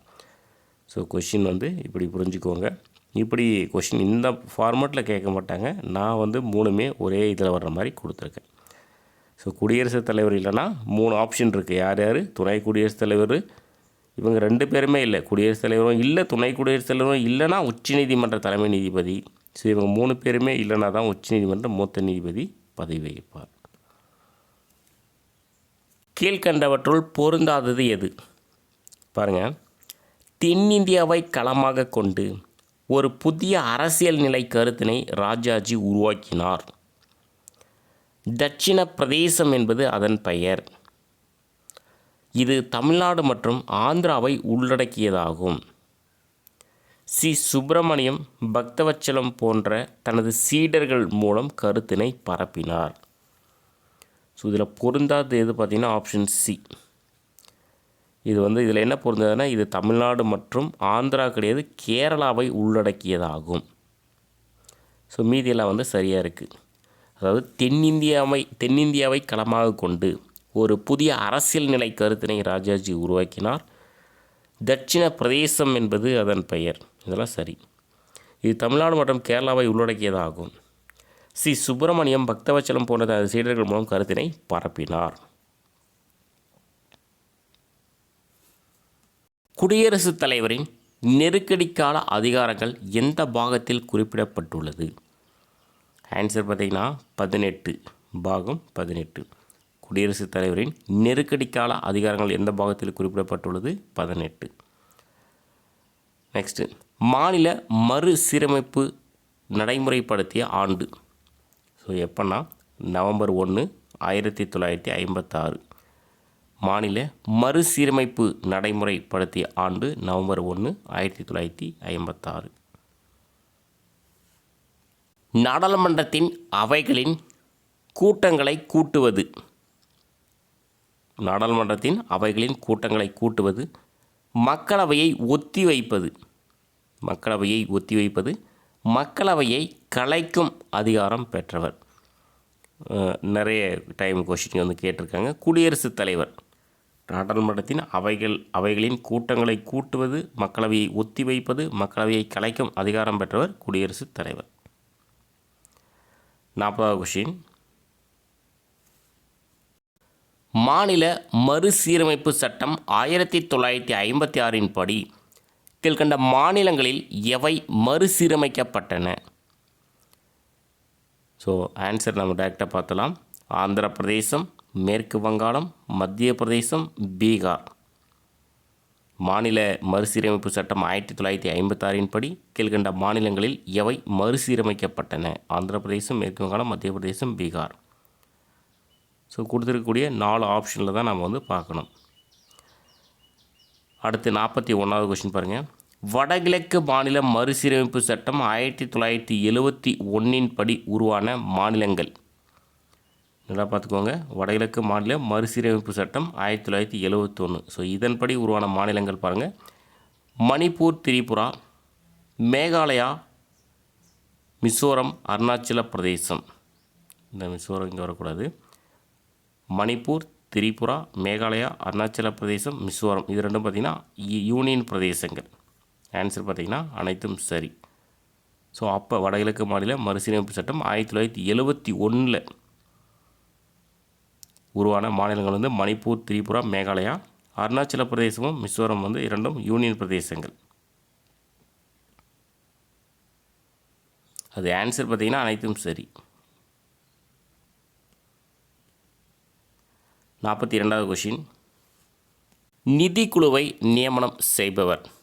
இந்த நிதிக்குழு அப்படின்றது ஒரு முக்கியமான ஒரு டாபிக். அது நிறைய எக்ஸாமில் வந்து நிதிக்குழுவை பற்றி கொஷின் வந்து கேட்டிருக்காங்க. நம்மளும் வந்து நிதிக்குழுவுக்கு தனியாக வீடியோ போட்டிருக்கோம். ஒரு சின்ன சின்ன டாப்பிக்கெல்லாம் சேர்த்து ஒரு வீடியோ வந்து போட்டிருக்கோம். கொஷின் ஏரியா அப்படின்னு சொல்லிட்டு ஒரு ப்ளேலிஸ்ட்டு, நம்ம ப்ளேலிஸ்ட்டு போனீங்கன்னா கொஷின் ஏரியா அப்படின்றது ஒரு ப்ளேலிஸ்ட் இருக்கும். அதில் போனீங்கன்னா திட்டக்குழு, நிதிக்குழு, தேர்தல் ஆணையம், மத்திய கண்காணிப்பு ஆணையம், அப்புறம் இன்னும் நிறைய மகளிர் ஆணையம், இந்த மாதிரி சின்ன சின்ன டாப்பிக்கெல்லாம் நம்ம வந்து வீடியோஸ் வந்து கொடுத்துருக்கோம். அதெல்லாம் பார்த்துக்கோங்க. முக்கியமான டாபிக்ஸ் அதெல்லாம். நிதிக்குழுவை நியமனம் செய்பவர் யார் அப்படின்னா குடியரசுத் தலைவர். நிதிக்குழுவை நியமனம் செய்பவர் யார்? குடியரசுத் தலைவர். 1950 எத்தனை மொழிகள் அங்கீகரிக்கப்பட்டது? எத்தனை மொழிகள் அப்படின்னா 12 மொழிகள் வந்து அங்கீகரிக்கப்பட்டது 1950 44. கீழ்கண்டவற்றுள் பொருந்தாதது எது? பகுதி 18, அதாவது நெருக்கடி நிலையை பற்றி குறிப்பிடும் பகுதி தான் 18. இப்போ தேசிய நெருக்கடி உறுப்பு 352. குடியரசுத் தலைவரின் ஆட்சி உறுப்பு 356A அல்லது 365 2 கொடுத்துருக்காங்க. நிதி நெருக்கடி ஷரத்து 360. அனைத்தும் சரியானவை. ஸோ ஆன்சர் பார்த்திங்கன்னா அனைத்தும் சரியானவை தான் ஆன்சர். மூணுமே வந்து சரி. கொஷின் பொருந்தாதுன்னு கேட்டாலுமே நம்ம வந்து ஆன்சரில் அனைத்தும் சரியானவை அப்படின்னு கொடுத்துருக்கோம். ஸோ தேசிய நெருக்கடி அப்படின்றது ஆர்டிகல்ஸ் 352. குடியரசுத் தலைவர் ஆட்சி, மாநிலங்களில் குடியரசுத் தலைவர் ஆட்சி 356. 365 இதுக்கு நம்ம தனியாக ஒரு கொஷின் செட் பண்ணியிருக்கோம். அது வரும்போது பார்த்துக்கலாம். நிதி நெருக்கடி ஷரத்து 360. நம்மளை பொறுத்த வரைக்கும் நம்ம லோயஸ்ட் ஸ்டாண்டில் நம்ம படிக்கும்போது 352, 356, 360 இந்த 3 ஆர்டிகல்ஸ் தான் தெரியும். 365 பற்றி எங்கேயுமே நம்ம படிச்சிருக்க மாட்டோம். ஸோ அதுவும் ஒரு முக்கியமான கொஷின் தான். கீழே நம்ம பார்க்கலாம். 1956 பின் உருவான மாநிலங்கள் கீழ்கண்டவற்றுள் பொருந்தாதது எது? ஸோ பாருங்கள். பம்பாய் மறுசீரமைப்பு சட்டம் 1960 படி குஜராத் உருவாக்கப்பட்டது. நாகாலாந்து மாநில சட்டம் 1962 படி நாகாலாந்துலேருந்து அஸ்ஸாம் உருவாக்கப்பட்டது. பஞ்சாப் மறுசீரமைப்பு சட்டம் 1956 படி ஹரியானா உருவாக்கப்பட்டது. புதிய இமாச்சல் பிரதேச மாநில சட்டம் 1970. இதில் பார்த்திங்கன்னா நமக்கு வந்து ஆப்ஷன் சி தான் வந்து பொருந்தாதது. பஞ்சாப் மறுசீரமைப்பு சட்டம் வந்து 1956 கிடையாது, 66 படி ஹரியானா உருவாக்கப்பட்டது. இதெல்லாம் பார்த்துக்கோங்க. பம்பாய் மறுசீரமைப்பு சட்டம்னா 1960 படி குஜராத்தும், நாகாலாந்து மாநில சட்டம் 1962 படி வந்து நாகாலாந்துலேருந்து அஸ்ஸாமும், பஞ்சாப் மறுசீரமைப்பு சட்டம் 1956 படி ஹரியானாவும், புதிய இமாச்சல் பிரதேச மாநில சட்டம் வந்து 1970. நெக்ஸ்ட்டு 46 கூற்று 1 பெயர் மாற்றம் செய்வது, எல்லைகளை மாற்றியமைப்பது உள்ளிட்ட அதிகாரங்கள் பிரதமருக்கு வழங்கப்பட்டுள்ளது. கூற்று 2 நாடாளுமன்றத்தில் முன்வரைவு மூலம் நிறைவேற்றப்பட்டு குடியரசுத் தலைவரின் ஒப்புதலை பெற வேண்டும். நாடாளுமன்றத்தில் முன்வரைவு மூலம் நிறைவேற்றப்பட்டு குடியரசுத் தலைவரின் ஒப்புதலை பெற வேண்டும். எதுக்கு? பெயர் மாற்றம் செய்வது, எல்லைகளை மாற்றி அமைப்பதற்கு.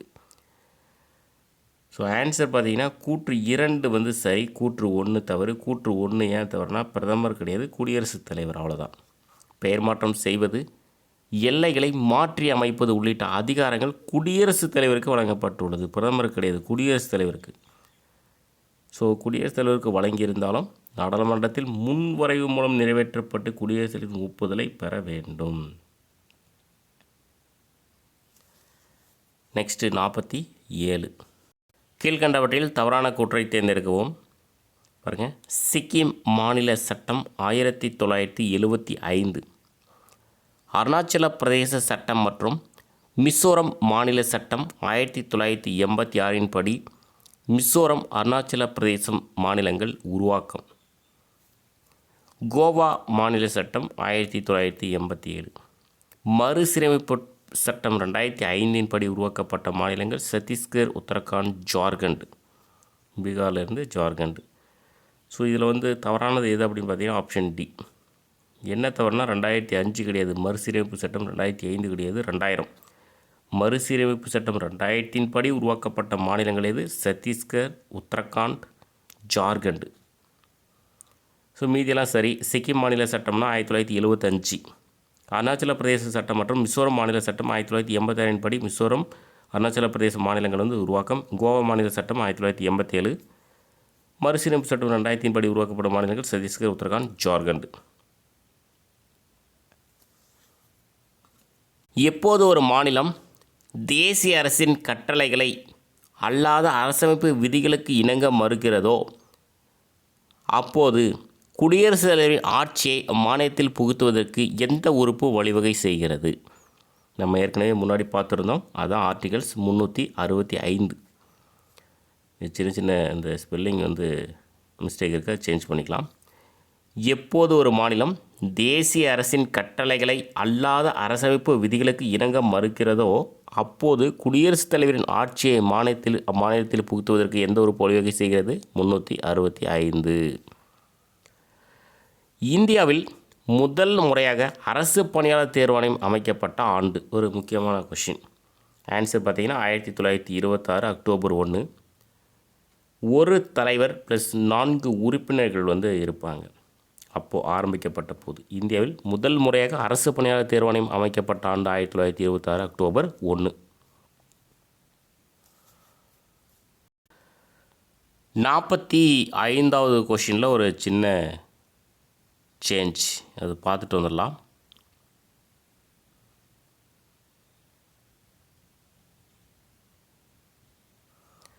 இந்த நாகாலாந்து மாநில சட்டம் 1962, அதாவது அஸ்ஸாம் மாநிலத்தில் இருந்து தான் நாகாலாந்து வந்து பிரிக்கப்பட்டது. நான் வந்து நாகாலாந்து மாநிலத்திலேருந்து அஸ்ஸாம்னு சொல்லிட்டேன். அஸ்ஸாம் மாநிலத்தில் இருந்து தான் நாகாலாந்து வந்து பிரிக்கப்பட்டது. அது நாகாலாந்து மாநில சட்டம் 1962.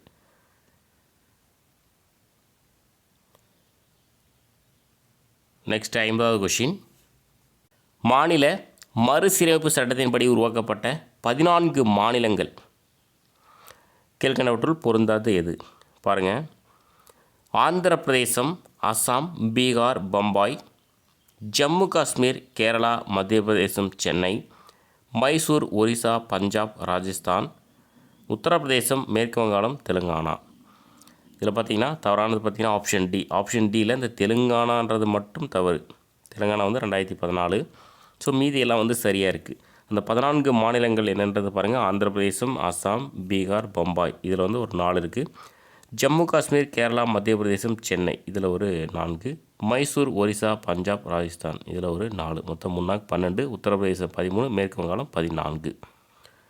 நெக்ஸ்ட் 51வது கொஷின், உயர்நீதிமன்றங்களின் நீதிபதிகளின் எண்ணிக்கையை முடிவு செய்பவர். எக்ஸாம்பிள் கொஷின் கேட்டிருக்காங்க. ஆன்சர் பார்த்திங்கன்னா குடியரசுத் தலைவர். உயர்நீதிமன்றங்களின் நீதிபதிகளின் எண்ணிக்கையை முடிவு செய்பவர் யார் அப்படின்னா குடியரசுத் தலைவர். கூற்று 1, ஆந்திர மாநிலம் அமைக்க கோரி பொட்டி ஸ்ரீராமுலு சாகும் வரை போராட்டம் மேற்கொண்டார். போராட்டத்தின் 58வது நாள் உயிர் நீத்தார். கூற்று 2, 1956இல் தெலுங்கு பேசும் மக்களை கொண்டு ஹைதராபாத் ஆந்திர பகுதிகளை இணைத்து ஆந்திர மாநிலமாக அறிவித்தவர் யாருன்னா ஜவஹர்லால் நேரு. ஆன்சர் பார்த்திங்கன்னா கூற்று 1, 2 ரெண்டுமே சரி. ஆந்திர மாநிலம் அமைக்க கோரி பொட்டி ஸ்ரீராமுலு சாகும் வரை போராட்டம் மேற்கொண்டார். போராட்டத்தின் 58வது நாள் உயிர் நீத்தார். ஸோ அவருடைய அந்த போராட்டம் ஆரம்பம் முதல் இரவு வரை பார்த்திங்கன்னா 19/10/1952 முதல் 15/12/1952 வரை. 1956இல் தெலுங்கு பேசும் மக்களை கொண்டு ஹைதராபாத் ஆந்திர பகுதிகளை இணைத்து ஆந்திர மாநிலமாக அறிவித்தவர் யாருன்னா ஜவஹர்லால் நேரு. 53வது கொஷின், மாநில கண்காணிப்பு ஆணையம் அமைக்கப்பட்ட ஆண்டு 1964. அதாவது இதுக்கே நம்ம தனியாக ஒரு வீடியோ போட்டிருக்கோம். நம்ம பிளேலிஸ்ட் போனீங்கன்னா கொஷின் ஏரியா அப்படின்னு சொல்லிட்டு பிளேலிஸ்ட் இருக்கும். அதில் போனீங்கன்னா மாநில கண்காணிப்பு ஆணையம் தனியாக ஒரு வீடியோ பண்ணியிருக்கோம். ஒரு முக்கியமான ஒரு டாபிக் தான் இதுவும். ஸோ மாநில கண்காணிப்பு ஆணையம் அமைக்கப்பட்ட ஆண்டு 1964. கூற்று 1, அமெரிக்கா அரசமைப்பினை போன்று இந்திய அரசமைப்பும் துணை குடியரசுத் தலைவர் பதவியை வழங்குகிறது. அமெரிக்க அரசமைப்பினை போன்று இந்திய அரசமைப்பும் துணை குடியரசுத் தலைவர் பதவியை வழங்குகிறது. துணை குடியரசுத் தலைவர் பதவியை பற்றி குறிப்பிடும் உறுப்பு 61. ஸோ ஆன்சர் பார்த்திங்கன்னா ஆப்ஷன் ஏ கூற்று 1 சரி, கூற்று 2 தவறு. கூற்று 2 ஏன் தவறுனா 61 கிடையாது, 63. ஆர்டிகல்ஸ் 63 தான் துணை குடியரசுத் தலைவர் பதவியை பற்றி குறிப்பிடும் உறுப்பு. 61 பார்த்திங்கன்னா குடியரசுத் தலைவர் பதவி நீக்கம் பற்றி குறிப்பிடும் உறுப்பு தான் 61. அதுவும் ஒரு முக்கியமான ஆர்டிகல்ஸ். ஸோ அமெரிக்க அரசமைப்பினை போன்று இந்திய அரசமைப்பும் துணை குடியரசுத் தலைவர் பதவியை வழங்குகிறது. துணை குடியரசுத் தலைவர் பதவி பற்றி குறிப்பிடும் உறுப்பு 63.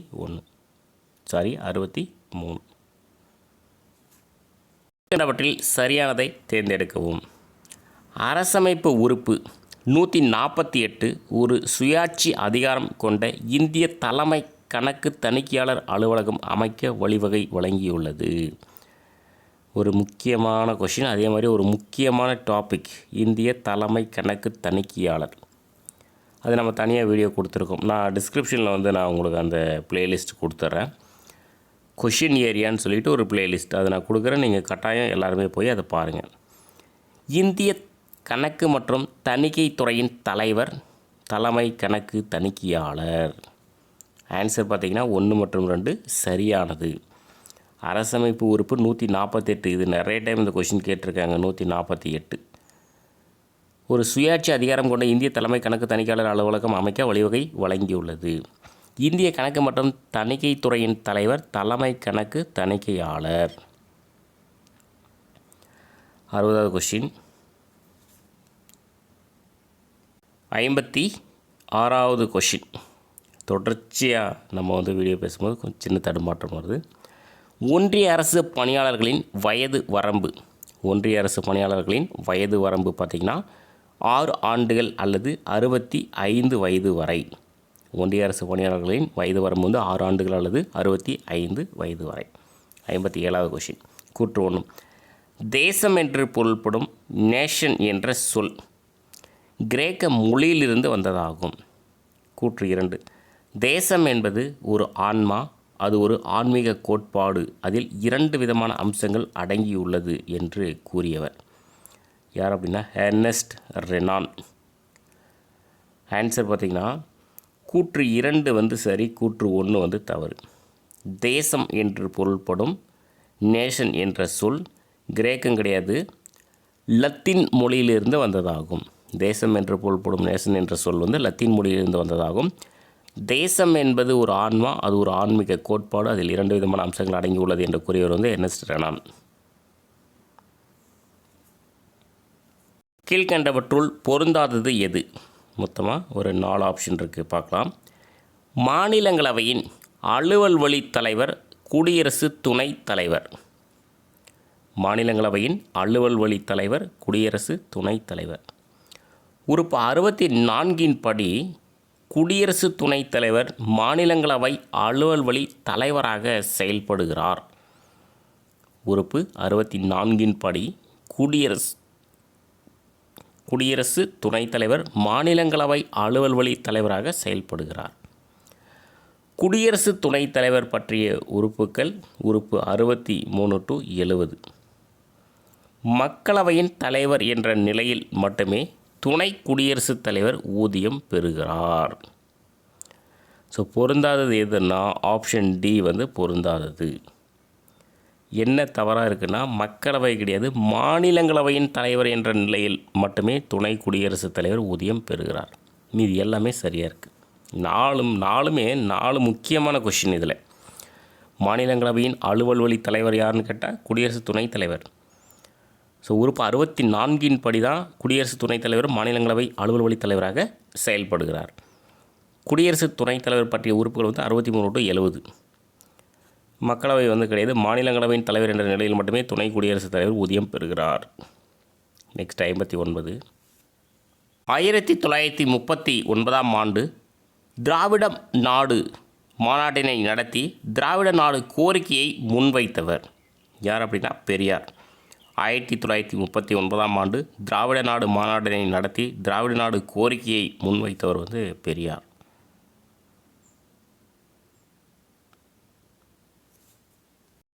கூற்று 1.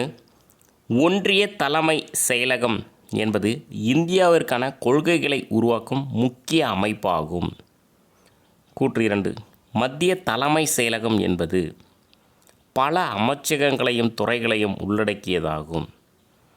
ஸோ ஆன்சர் பார்த்திங்கன்னா ரெண்டுமே சரி. கூற்று 1, 2 சரி. ஒன்றிய தலைமை செயலகம் என்பது இந்தியாவிற்கான கொள்கைகளை உருவாக்கும் முக்கிய அமைப்பாகும். மத்திய தலைமை செயலகம் என்பது பல அமைச்சகங்களையும் துறைகளையும் உள்ளடக்கியதாகும். நெக்ஸ்ட் 61 பாருங்கள்.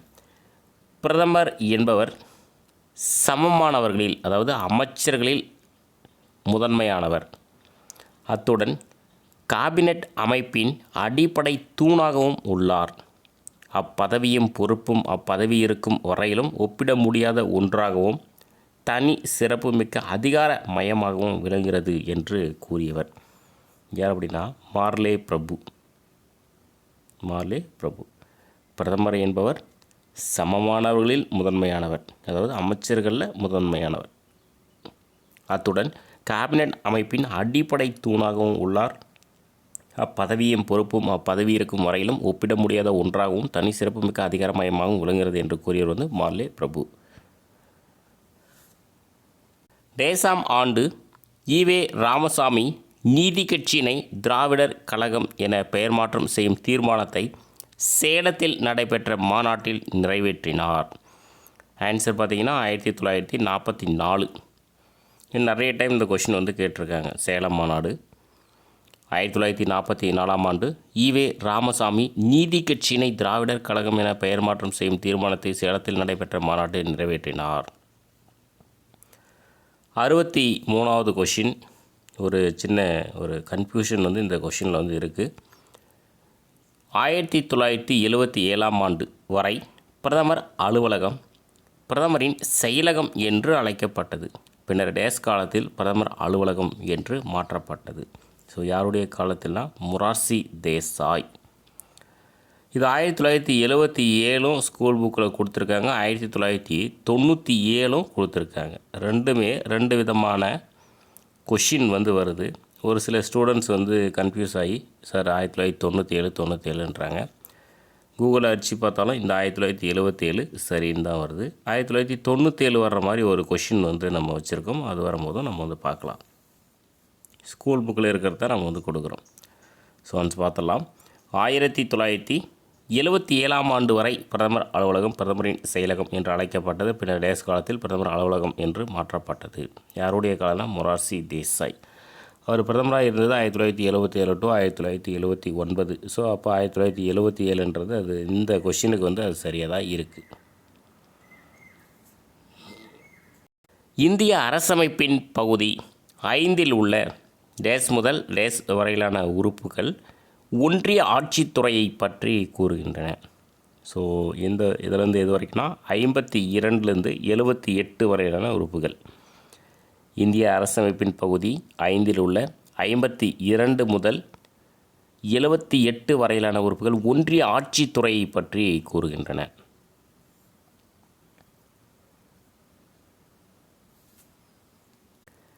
கீழ்கண்டவற்றுள் பொருந்தாதது எது? ஸோ 4 ஆர்டிகல்ஸ் இருக்குது பாருங்கள். தேர்வாணையம் பற்றி தேர்வாணைய பணிகள் உறுப்பு 320. தேர்வாணையம் பணிகளை விரிவாக்கம் செய்யும் அதிகாரம் 321. தேர்வாணையம் செலவினங்கள் உறுப்பு 322. தேர்வாணையம் அறிக்கைகள் உறுப்பு 315. இதில் பார்த்திங்கன்னா பொருந்தாதது பார்த்திங்கன்னா ஆப்ஷன் டி. தேர்வாணையம் அறிக்கைகள் பார்த்திங்கன்னா உறுப்பு 323. 315 வந்து கிடையாது. 315 வந்து தேர்வாணையம் உருவாக்கம். ஸோ தேர்வாணையம் பணிகள் 320. தேர்வாணையம் பணிகளை விரிவாக்கம் செய்யும் அதிகாரம் 321. தேர்வாணையம் செலவினங்கள் 322. தேர்வாணையம் அறிக்கைகள் 323. நெக்ஸ்ட்டு 66வது கொஷின். 1. இறுதியாக பசல் அலி ஆணையம் 16 மாநிலங்கள் மற்றும் 3 ஒன்றிய ஆளுகைக்கு உட்பட்ட மாநிலங்களை மறுசீரமைப்பு செய்ய பரிந்துரைத்தது. கூற்று 2. மாநில மறுசீரமைப்பு சட்டம் இயற்றப்பட்ட ஆண்டு 1956. ஸோ எத்தனை மாநிலங்கள் உருவாக்கப்பட்டதுன்னா 14 மாநிலங்கள், 6 யூனியன் பிரதேசங்கள். நம்ம 14 மாநிலங்கள் என்னென்ன அப்படின்னும் நம்ம ஒரு கொஷினில் பார்த்துட்டோம். 6 யூனியன் பிரதேசங்கள் என்னென்ன அப்படின்றதும் ஒரு கொஷினில் பார்த்துட்டோம். ஆன்சர் பார்த்திங்கன்னா ரெண்டுமே சரி. 1 மற்றும் 2 சரியானது. இறுதியாக பசல் அலி ஆணையம் 16 மாநிலங்கள் மற்றும் 3 ஒன்றிய ஆளுகைக்கு உட்பட்ட மாநிலங்களை மறுசீரமைப்பு செய்ய பரிந்துரைத்தது. ஸோ அதன்படி மாநில மறுசீரமைப்பு சட்டம் இயற்றுறாங்க. 1956 14 மாநிலங்கள், 6 யூனியன் பிரதேசங்கள் உருவாக்குறாங்க. ஸோ பரிந்துரை செய்தது 16 ஒரு 3, 16 மாநிலம் 3 யூனியன் பிரதேசம். ஆனால் உருவாக்கப்பட்டது 14 மாநிலம் 6 யூனியன் பிரதேசம். பிரதமர் முறை டேஸ் நாட்டின் முறையை பின்பற்றி இந்திய அரசமைப்பு ஏற்றுக்கொண்டுள்ளது. எந்த நாட்டுடைய பிரதமர் முறை அப்படின்னா 67வது கொஷினுக்கு ஆன்சர் இங்கிலாந்து. பிரதமர் முறை இங்கிலாந்து நாட்டின் முறையை பின்பற்றி இந்திய அரசமைப்பு ஏற்றுக்கொண்டுள்ளது. நெக்ஸ்ட் 68. கூட்டாட்சி பணியாளர் தேர்வாணையம் ஒன்றிய அரசு பணியாளர் தேர்வாணையம் என பெயர் மாற்றப்பட்ட ஆண்டு எப்போனா ஜனவரி 26, 1950. கூட்டாட்சி பணியாளர் தேர்வாணையம் ஒன்றிய அரசு பணியாளர் தேர்வாணையம் என பெயர் மாற்றப்பட்ட ஆண்டு ஜனவரி 26, 1950. 69. பிரதமர் பற்றி சரியானதை தேர்ந்தெடுக்கவும். பாருங்கள், ஒரு 3 பாயிண்ட்ஸ் இருக்குது. பிரதமரின் தேர்வு மற்றும் நியமனம் பற்றிய குறிப்புகள் எதுவும் அரசியலமைப்பில் இல்லை. பிரதமர் பதவிக்கு நேரடி தேர்தல் எதுவும் இல்லை. மக்களவையில் பெரும்பான்மை உள்ள கட்சி அல்லது கட்சிகளின் கூட்டணியில் தலைவரையே பிரதமராக குடியரசுத் தலைவர் நியமனம் செய்கிறார். அனைத்தும் சரியானவை. ஸோ இதுக்கான ஆன்சர் பார்த்திங்கன்னா அனைத்தும் சரியானவை. பிரதமரின் தேர்வு பற்றிய நியமனம் பற்றிய குறிப்புகள் எதுவும் அரசியலமைப்பில் இல்லை. பிரதமர் பதவிக்கு நேரடி தேர்தல் எதுவும் இல்லை. மக்களவையில் பெரும்பான்மை உள்ள கட்சி அல்லது கட்சிகளின் கூட்டணி தலைவரையே பிரதமராக குடியரசுத் தலைவர் நியமனம் செய்கிறார். பிரதமர் நேரு தனி மாநில கோரிக்கைகளை பரிசீலிக்க யாருடைய தலைமையில் மாநில மறுசீரமைப்பு ஆணையம் அமைத்தார்? ஸோ யாருடைய தலைமையில் அப்படின்னா பசல் அலி தலைமையில். அவர்கள் அறிக்கை சமர்ப்பிக்கப்பட்டது 22/12/1953 இந்த பசல் அலி ஆணையம் அறிக்கை சமர்ப்பிக்கப்பட்டது. பிரதமர் நேரு தனி மாநில கோரிக்கைகளை பரிசீலிக்க யாருடைய தலைமையில் மாநில மறுசீரமைப்பு ஆணையம் அமைத்தார்? ஃபசல் அலி தலைமையில். நெக்ஸ்ட்டு 71.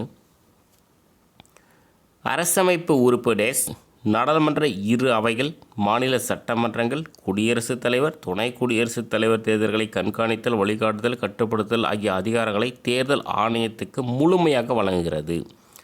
ஸோ எந்த உறுப்புனா ஆர்டிகல்ஸ் 324. அரசமைப்பு உறுப்பு 324. நாடாளுமன்ற இரு அவைகள், மாநில சட்டமன்றங்கள், குடியரசுத் தலைவர், துணை குடியரசுத் தலைவர் தேர்தல்களை கண்காணித்தல், வழிகாட்டுதல், கட்டுப்படுத்தல் ஆகிய அதிகாரங்களை தேர்தல் ஆணையத்துக்கு முழுமையாக வழங்குகிறது. கீழ்கண்டவற்றுள் பொருந்தாதது எது? அரசமைப்பின் மொத்தம் ஒரு 4 ஆப்ஷன் இருக்குது பாருங்கள். 4மே ஒரு முக்கியமான கொஷின்ஸ் தான். அரசமைப்பின் 75வது உறுப்பு பிரதமரை குடியரசுத் தலைவர் நியமனம் செய்வதாக கூறுகிறது. மக்களவையின் பெரும்பான்மை கொண்ட கட்சியின் தலைவராக உள்ளவர் பிரதமர். அமைச்சர்களுக்கும் குடியரசுத் தலைவருக்கும் இடையே தொடர்பு பாலமாக இருப்பவர் பிரதமர். நாடாளுமன்றத்துக்கும் அமைச்சர்களுக்கும் இடையே பாலமாக இருப்பவர் குடியரசுத் தலைவர். இதில் பொருந்தாதது பார்த்தீங்கன்னா ஆப்ஷன் டி. இது குடியரசுத் தலைவர் கிடையாது, பிரதமர்.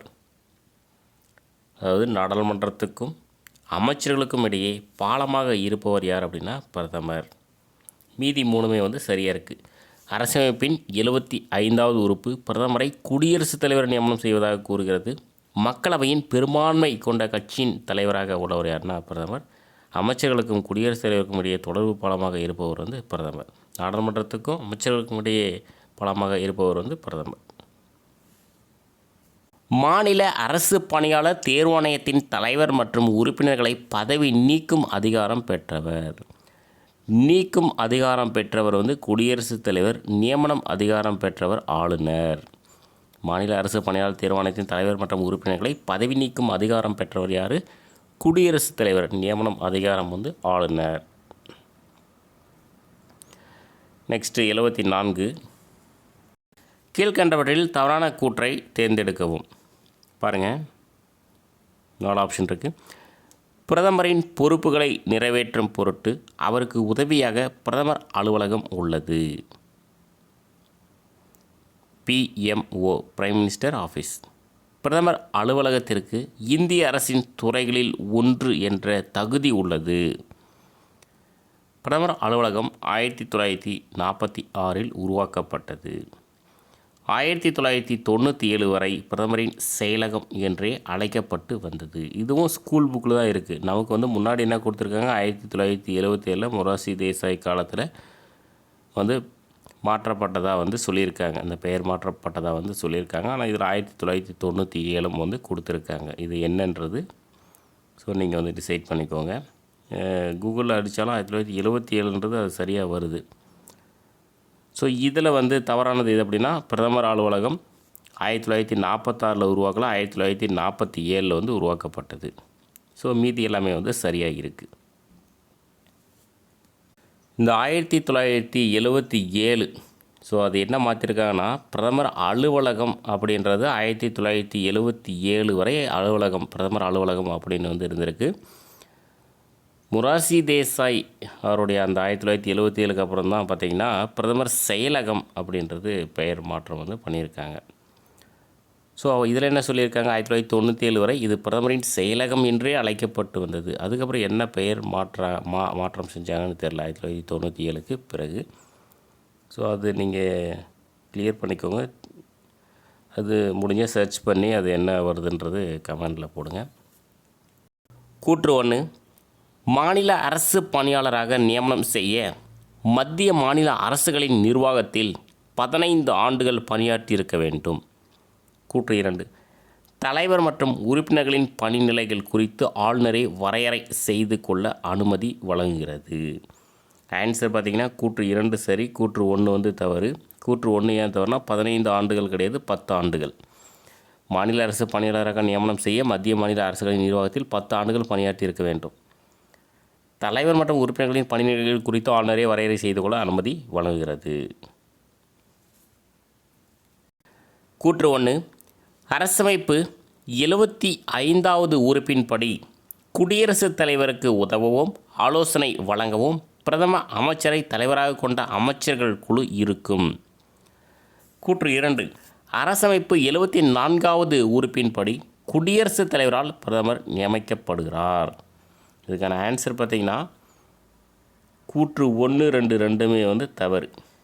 ஸோ ஏன் தவறுனா கூற்று 1க்கு ஆர்டிகல்ஸ் 74 வரும், கூற்று 2க்கு தான் 75 வரும். ஸோ சரியாக இப்போ படிக்கலாம். அரசமைப்பு 74வது உறுப்பின்படி குடியரசுத் தலைவருக்கு உதவவும் ஆலோசனை வழங்கவும் பிரதம அமைச்சரை தலைவராக கொண்ட அமைச்சர்கள் குழு இருக்கும். கூற்று 2. அரசமைப்பு 75வது உறுப்பின்படி குடியரசுத் தலைவரால் பிரதமர் நியமிக்கப்படுகிறார். So next 77. ஒன்றிய அரசு பணியாளர் தேர்வாணையம் அமைய வழிவகுத்த அரசமைப்பு உறுப்புகள் அடங்கிய பகுதி. ஸோ எந்த பகுதினா பகுதி 14. அதுக்குண்டான ஆர்டிகல்ஸ் 315 323 வரை. ஒன்றிய அரசு பணியாளர் தேர்வாணையம் அமைய வழிவகுத்த அரசமைப்பு உறுப்புகள் அடங்கிய பகுதி 14, உறுப்பு 315 323 வரை. நிழல் அமைச்சரவையை கொண்டுள்ள நாடு. ஆன்சர் பார்த்தீங்கன்னா இங்கிலாந்து. நிழல் அமைச்சரவையை கொண்டுள்ள நாடு எதுனா இங்கிலாந்து. நெக்ஸ்ட்டு 79. கீழ்கண்டவற்றில் தவறான கூற்றை தேர்ந்தெடுக்கவும். ஒரு 4 ஆப்ஷன் இருக்குது, பார்க்கலாம். இந்திய அரசு பணியாளர் தேர்வாணையத்தின் முதல் தலைவர் சர் ராஸ் பார்க்கர். ஒரு முக்கியமான கொஷின். இந்திய அரசு பணியாளர் தேர்வாணையத்தின் முதல் தலைவர் சர் ராஸ் பார்க்கர். இந்திய அரசாங்க சட்டம் 1919 உறுப்பு 96C துணை பிரிவு 2 கீழ் வழங்கப்பட்டுள்ள விதிகளின்படி அரசு பணியாளர் தேர்வாணையம் விதிகள் 1926 உருவாக்கப்பட்டது. இந்திய அரசாங்க சட்டம் 1947 மேலும் விரிவுபடுத்தப்பட்ட கூட்டாட்சி தேர்வாணையங்கள் உருவாக்க வழிவகுத்தது. அரசு பணியாளர் தேர்வாணையம் கூட்டாட்சி பணியாளர் தேர்வாணையமாக 1/4/1937 மாறியது. இதில் தவறானது பார்த்திங்கன்னா ஆப்ஷன் சி. இதில் என்ன தவறுனா 1947 கிடையாது, 1935. ஸோ மீதி எல்லாம் சரியாக இருக்குது. ஸோ பாருங்கள், இந்திய அரசு பணியாளர் தேர்வாணையத்தின் முதல் தலைவர் யார்? சர் ராஸ் பார்க்கர். இந்திய அரசாங்க சட்டம் 1919 உறுப்பு 96C துணை பிரிவு 2 கீழ் வழங்கப்பட்டுள்ள விதிகளின்படி அரசு பணியாளர் தேர்வாணைய விதிகள் 1926 உருவாக்கப்பட்டது. இந்திய அரசாங்க சட்டம் 1935 மேலும் விரிவுபடுத்தப்பட்ட கூட்டாட்சி தேர்வாணையங்கள் உருவாக்க வழிவகுத்தது. அரசு பணியாளர் தேர்வாணையம் கூட்டாட்சி பணியாளர் தேர்வாணையமாக 1/4/1937 மாறியது. தனித்திருக்க விரும்பிய சுதேச அரசுகள் ஜுனாகத், காஷ்மீர், ஹைதராபாத் அனைத்தும் சரி. இது ஆன்சர் பார்த்திங்கன்னா அனைத்தும் சரி. தனித்திருக்க விரும்பிய சுதேச அரசுகள் ஜுனாகத், காஷ்மீர், ஹைதராபாத். சுதந்திர இந்தியாவில் முதல் மொழிவாரி மாநிலமாக அமைக்கப்பட்ட மாநிலம். இதுதான் மெயின். இது நிறைய டைம் கேட்டிருக்காங்க. சுதந்திர இந்தியாவில் இதுதான் முக்கியமான பாயிண்ட்ஸ். ஆன்சர் பார்த்திங்கன்னா ஆந்திர பிரதேசம். சுதந்திர இந்தியாவில் முதல் மொழிவாரி மாநிலமாக அமைக்கப்பட்ட மாநிலம் ஆந்திர பிரதேசம்.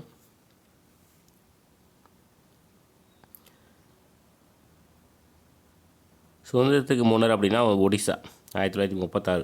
இந்திய அரசமைப்படி அமைச்சர்கள் தனியாகவும் கூட்டாகவும் டேஸுக்கு பொறுப்பானவர்கள். ஸோ எதுக்கு அப்படின்னா மக்களவைக்கு பொறுப்பானவர்கள். இந்திய அரசமைப்படி அமைச்சர்கள் தனியாகவும் கூட்டாகவும் மக்களவைக்கு பொறுப்பானவர்கள். இந்திய அரசு அலுவலர்கள் ஒதுக்கீட்டு சட்டம் 1961. இந்திய அரசு அலுவலர்கள் ஒதுக்கீட்டு சட்டம் 1961. அனைவருக்கும் உச்சமாக நாட்டின் மிக உயர்ந்த ஆட்சி அதிகாரம் கொண்டவர் யார்? ஆன்சர் பார்த்தீங்கன்னா பிரதமர். அனைவருக்கும் உச்சமாக நாட்டின் மிக உயர்ந்த ஆட்சி அதிகாரம் கொண்டவர் பிரதமர்.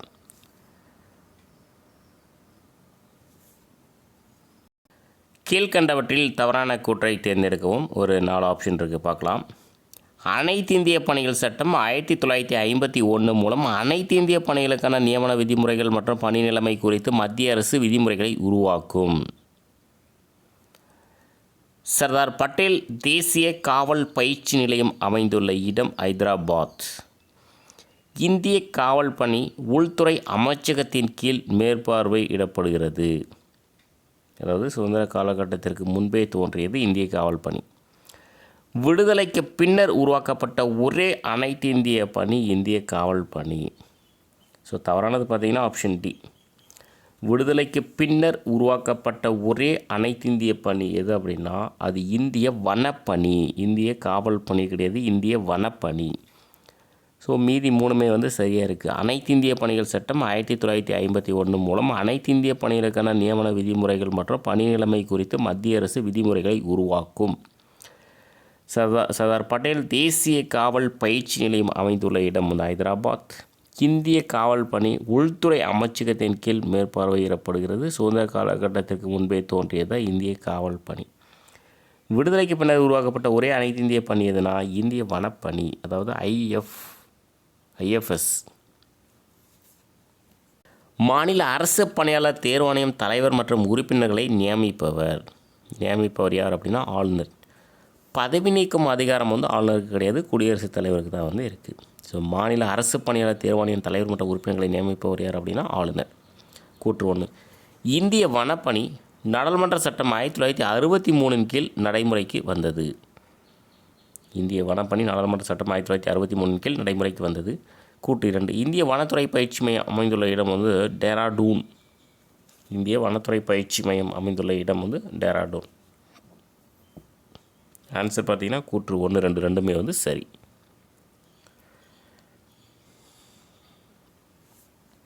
கீழ்கண்டவற்றுள் பொருந்தாது எது?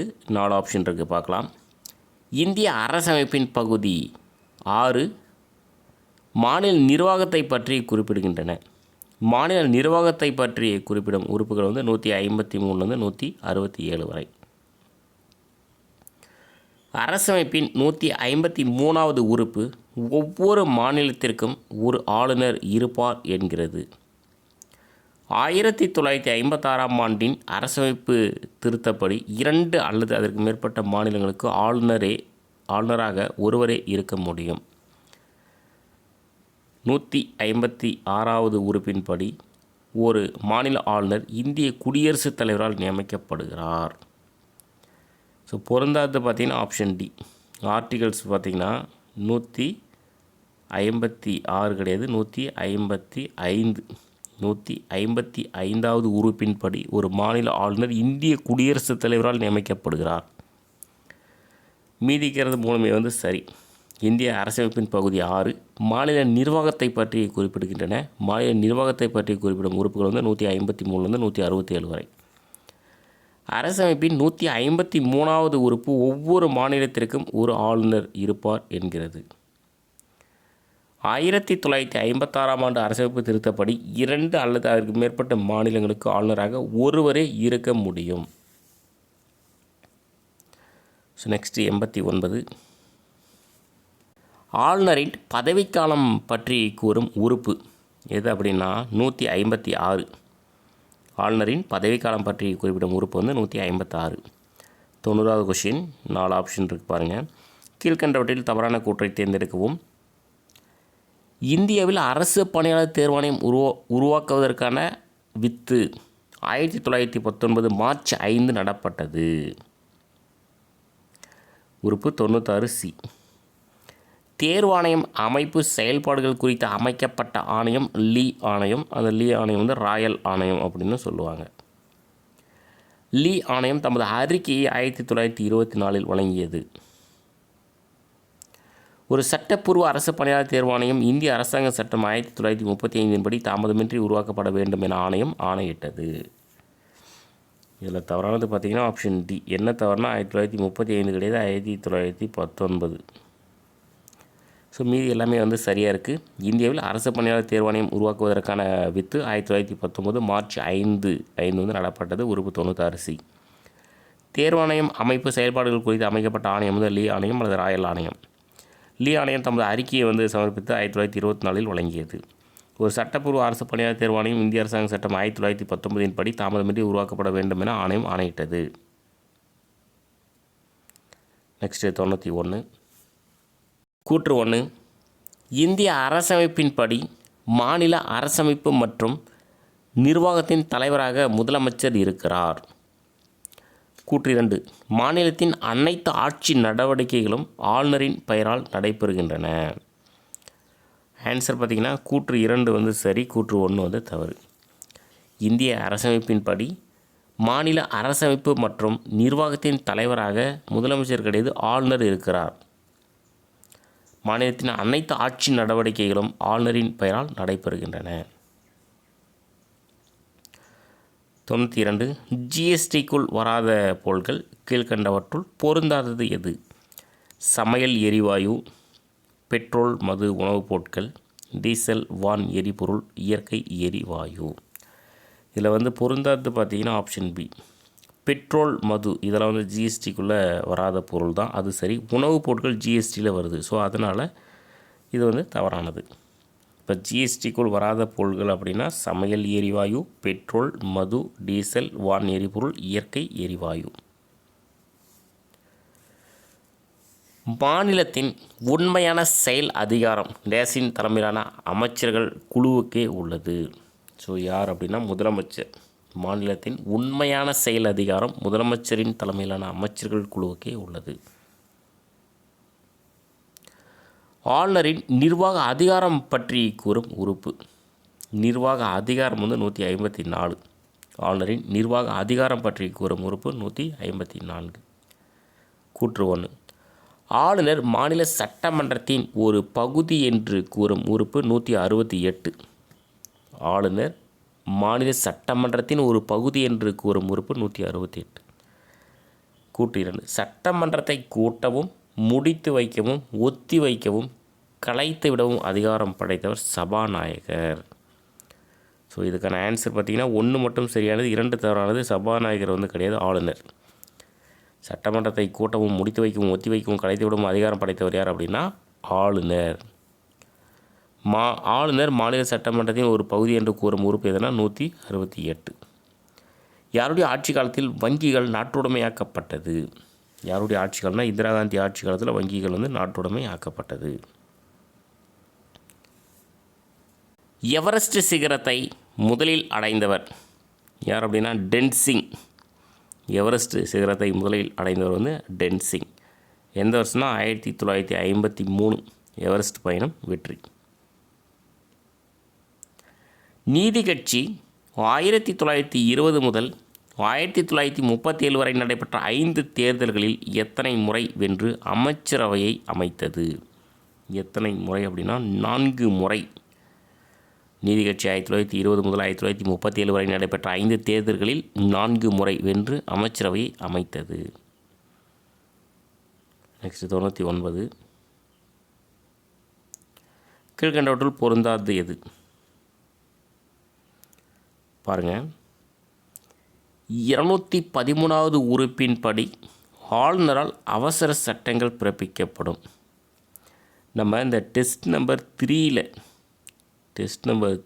இந்த ஆர்டிகல்ஸ் வந்து 163க்கு 213 அப்படின்னு வந்து அங்கே வந்து நம்ம போட்டுட்டோம். அது நீங்கள் பார்த்தீங்கன்னா அது நோட் பண்ணிக்கோங்க. நானும் அந்த வீடியோவுக்கு கீழே கமெண்ட் பாக்ஸில் அது பின் பண்ணி வச்சுருக்கேன். கமெண்ட் போட்டு பின் பண்ணிட்டேன். 163 வரும், அந்த இடத்துல 213 கொடுத்துட்டேன். அது 213ன்றதை விட அது கூற்று 1, 2 தவறுன்னு கொடுத்துருந்தா சரியாக போயிருக்கும். நான் கூற்று 1 சரி அப்படின்ற மாதிரி சொல்லிட்டேன். 213வது உறுப்பின்படி ஆளுநரால் அவசர சட்டங்கள் பிறப்பிக்கப்படும். ஆளுநரால் பிறப்பிக்கப்படும் அவசர சட்டங்கள் தொடர்வதற்கு சட்டமன்றம் மீண்டும் கூடியதிலிருந்து 6 மாதத்திற்குள் அங்கீகரிக்கப்பட வேண்டும். மாநிலத்தின் ஒதுக்கு நிதியின் பாதுகாவலர் யார்னா ஆளுநர். 356வது உறுப்பின் மூலம் குடியரசுத் தலைவர் தாமே மாநில அரசின் ஆட்சி பொறுப்பினை ஏற்று நடத்தி செல்வதற்கு வகை செய்கிறது. ஸோ இதில் என்ன தவறுனா ஆப்ஷன் பி தான் வந்து தவறு. 6 மாதம் கிடையாது, 6 வாரம், அவ்வளோதான். மீதெல்லாம் வந்து சரியாக இருக்குது. ஆளுநரால் பிறப்பிக்கப்படும் அவசர சட்டங்கள் தொடர்வதற்கு சட்டமன்றம் மீண்டும் கூடியதிலிருந்து 6 வாரத்திற்குள் அங்கீகரிக்கப்பட வேண்டும். மீதெல்லாம் வந்து சரியாக இருக்குது. இப்போ 213வது உறுப்பு பார்த்திங்கன்னா ஆளுநர் அவசர சட்டம் பிறப்பிக்கக்கூடிய உறுப்பு. மாநிலத்தின் ஒதுக்கு நிதியின் பாதுகாவலர் யாருன்னா ஆளுநர். 356வது உறுப்பின் மூலம் குடியரசுத் தலைவர் தாமே மாநில அரசின் ஆட்சி பொறுப்பினை ஏற்று நடத்தி செல்வதற்கு வகை செய்கிறது. கடைசி 100வது கொஷின். இந்திய குடியரசுத் தலைவர் யாரை மாநிலங்களவை உறுப்பினராக தேர்வு செய்கிறார்? பாருங்கள், இந்தியாவின் சுதந்திர போராட்டத்தில் பங்கேற்றவர்களை, தீவிர அரசியலில் இருந்து ஓய்வு பெற்றவர்களை, நாட்டிற்கு தகுதி வாய்ந்த சேவையை செய்தவர்களை, கலை இலக்கியம் சமூக சேவை போன்றவற்றில் சிறந்து விளங்குபவர்களை. இது சரியானது பார்த்திங்கன்னா ஆப்ஷன் டி. இந்திய குடியரசுத் தலைவர் யாரை மாநிலங்களவை உறுப்பினராக தேர்வு செய்கிறார் அப்படின்னா கலை இலக்கியம் சமூக சேவை போன்றவற்றில் சிறந்து விளங்குபவர்களை. ஸோ வெற்றிகரமாக டெஸ்ட் நம்பர் 5 முடிச்சிட்டோம். அடுத்த வீடியோவில் சந்திக்கலாம். தேங்க்யூ.